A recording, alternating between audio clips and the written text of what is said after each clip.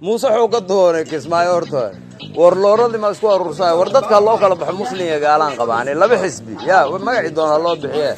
انا احمد مدوب مختار روبو يا حسن داهر وعندي له حزب السلطه موسى وراي موسى waxaan u maleynaa kaba waaweyn oo xirta kaba waaweyn mariina hadaan u dhaafno Muuse kaba dhaadheer ma loo sheegay maxmed deer markaa u baahna